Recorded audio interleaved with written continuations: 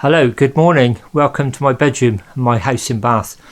It's Saturday morning, November the 5th, bonfire night tonight.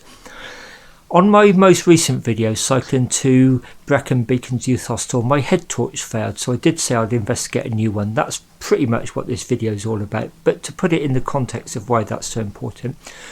I love cycling in the winter. I love the darkness, the sort of really having to use all your senses to their extreme really to navigate, and the joy of getting to my destinations. I tried to sort of communicate that on a video last week. For me, three really important pieces of equipment are relatively cheap actually and easy to carry. 3.5 actually.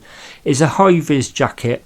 You've got the bright yellow luminosity of the jacket itself at dusk, and then the silver strips, the Scotch light, really light up when it catches car headlights. I feel so much safer riding that. And also I've got these ankle straps. They're reversible, only Velcro. Had them years, you can probably see by the wear and tear, but they just go around my ankles, and again they reflect car headlights after dark, or I can reverse them and have them that way at dusk. Again, just the movement of the up and down. I know when we've been in the car and seen cyclists in front, that movement and the high vis really is more effective than most rear bicycle lights. So that was the first essential in my opinion. And also at this point I'll say this is just my opinion. Everybody will have their own ideas, and it's not a review either.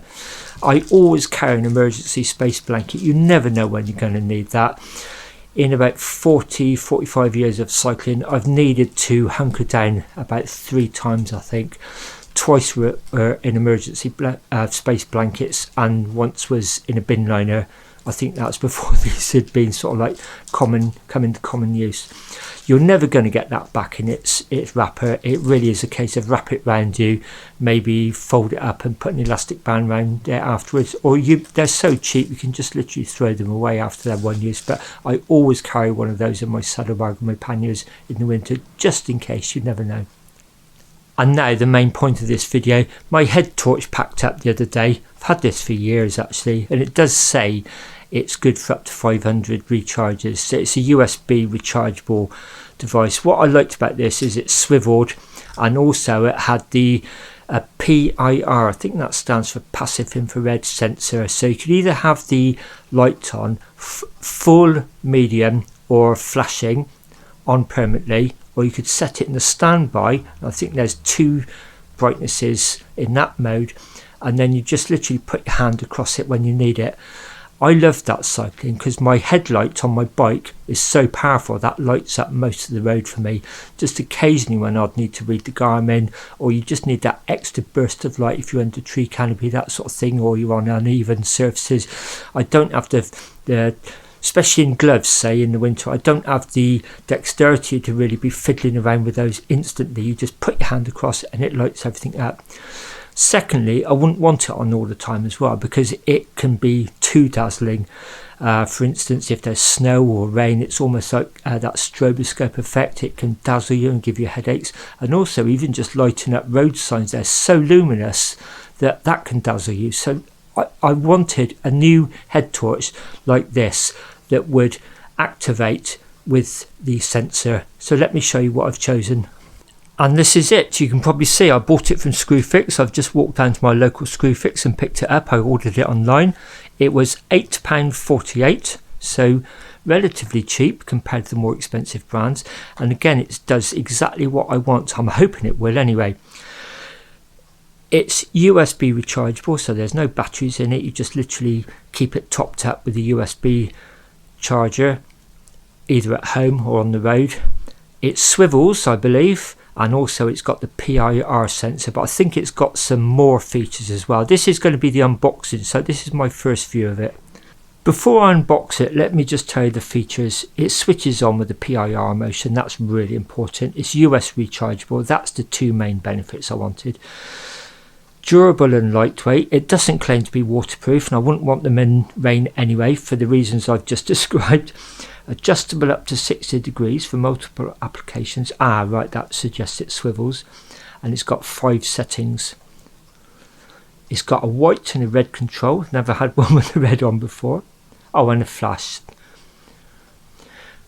And it's USB charge, 6500K white, 150 lumens, 3 hours at maximum light output. So if that stands up to those claims, that's more than adequate for me. Oh yeah, there you go. Tells you it's got the swivel on it. When I just did a quick bit of desktop research, you know what it's like, you tap in something to Google and all these other suggestions come up. I sometimes welcome that, and this one came up as well. I thought, oh, Screwfix, it's a reputable shop. If there's a problem, I can just walk down and talk to people over the counter. You don't have to sort of deal with refunds over the internet if you think you've made a bad decision.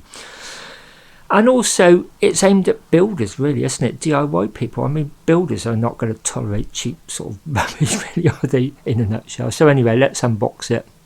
That's how it comes packed. So the first observation, it's bright lime green, plasticky. My first thought was, oh, it's a bit of a yucky colour, but I can probably live with that as long as it meets the other requirements. I suddenly thought, it's probably bright lime green, so builders can find it quickly in their toolkits. And I thought, hang on a second, if it's good for builders finding it in packed toolkits, it's going to be good for me finding it in panniers. So my initial thought was lime green was a bit cheap and tacky looking. Actually, I think that's a positive, but again, just my opinion.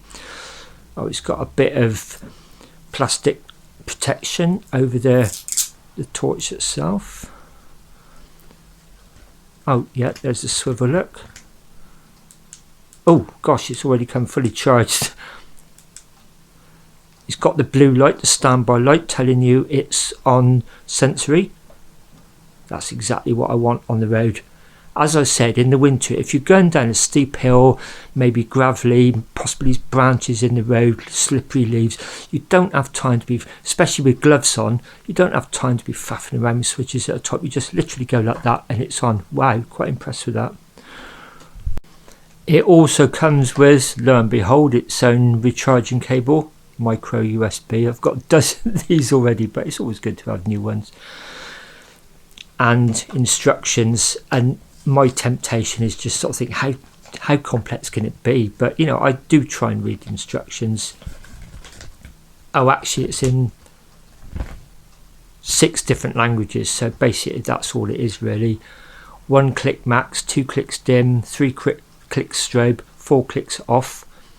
On the red light modes, hold button for 3 seconds for red light modes, click on, click strobe. Blue sensor switch, click blue light shows motion sensor is activated, white to maximum, 2 clicks off. Oh, so you've only got the 1 power for the motion sensor, which is great. Again, I don't want complexity. I don't want to have to particularly go through a cycle. I just literally, as I said, I just want on and off. So that's it then. A Lucico, I imagine that's how you pronounce it. What looks like a quite good quality adjustable head strap. Oh, there's the USB port underneath, weatherproof. It doesn't claim to be waterproof. It does clearly state, doesn't mislead you in any way. It says it's not waterproof. As I said, I wouldn't use it in the rain anyway. I am going to give that a quick charge just to make sure it's at full capacity. I'm going to do that now and see if there's any form of light comes on to tell you, you know, red it's charging, green it's ready. So let's just quickly do that. Okay, I've quickly plugged it into a power pack for convenience. And you can see there's a red light. So whether that just goes off or whether it changes to green when it's fully charged, I don't know yet. I'll update you in a few days' time. Because I'm going hot tent camping sometime this week, I'm going to try and avoid the rain, so either Wednesday or Thursday. So expect maybe a video to come out on towards the end of next weekend. Really looking forward to that. I dug my Woodwalker stove out last week, just reassembled it together in the garden just to make sure it all fits. It's slightly warped and buckled, but it goes together fine. I've got a crafty little campsite in mind, so I'm going to give that a go. And when I'm there, I'll tell you how I've got on with this. Again, not a review, just first impressions. And I'll also maybe discuss my plans for a tour that I've decided on next summer. Hopefully then, see you next weekend to let you know how the hot tent camping went on, my first impressions of that, and also my plans for next summer. Meanwhile, Have a happy bonfire night, everybody. Take care. See you soon.